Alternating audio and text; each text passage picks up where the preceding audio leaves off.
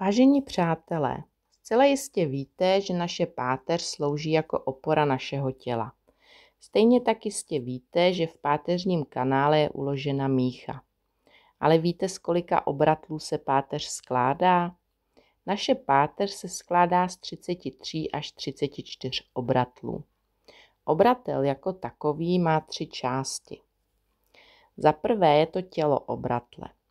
Těla obratlů jsou od sebe odděleny mezioobratlovými ploténkami, což jsou částečně chrupavky, které umožňují menší pohyby a slouží jako tlumiče nárazů.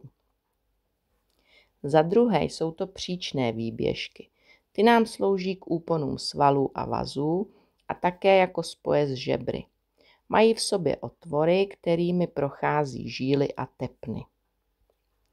Za třetí jsou to trnové výběžky. Ty také slouží k úponům svalů a vazů a také fungují lékařům k pohmatové diagnostice.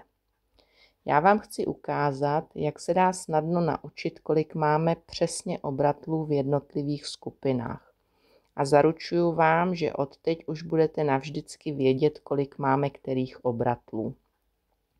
Naše páteř je vlastně takový kalendář. To znamená, že máme 7 dní v týdnu, 12 měsíců v roce, 5 pracovních dní, 5 pracovních dní spojené v jeden pracovní týden a 4 roční období spojené v jeden rok. Čili máme 7 krčních obratlů, 12 hrudních obratlů, 5 bederních obratlů, 5 křížových obratlů, které ale srostly v jednu kost, a 4 až 5 kostrčních, které také srostly v jednu kost. 4 až 5 je to proto, že většina lidí má jen 4 obratle, ale někteří lidé mají ten 5. Naše kostrč je vlastně zbytek ocasu po našich evolučních předcích. Co se týče krčních obratlů, tak ty mají zkratku C, C1 až C7, protože latinsky krční obratle se nazývají vertebrae cervicalis. První a druhý obratel mají svá jména.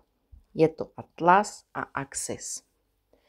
V bájné mytologii byl Atlas Titán, tedy předchůdce olympských bohů. Když došlo k válce mezi Titány a olympskými bohy, Titáni prohráli. Tak Zeus odsoudil Atlase k věčnému podpírání nebeské klenby. No a nám Atlas nese a podpírá lebku.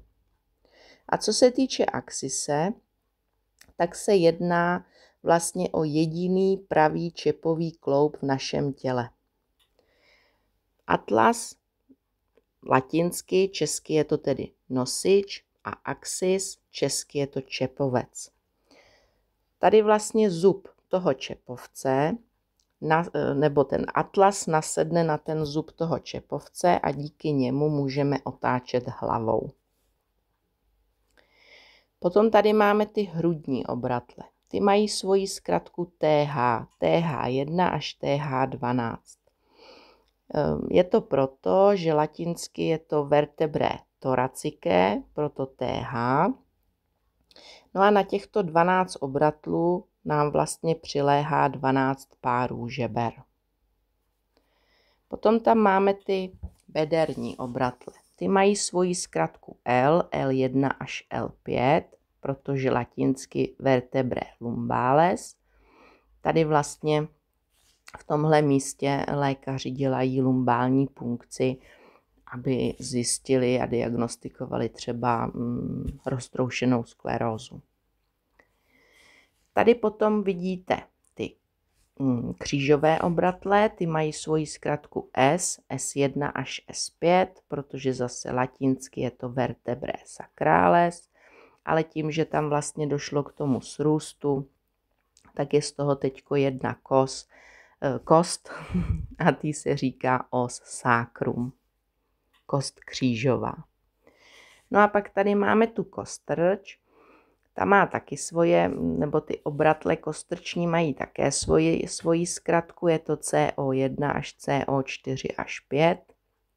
Zase je to proto, že je to vertebré coccygé. No a protože tam taky došlo k tomu srůstu a je to teďko jedna kost, tak té kosti se říká os coccygis, neboli kostrč. Mějte se krásně a těšíme se na vás.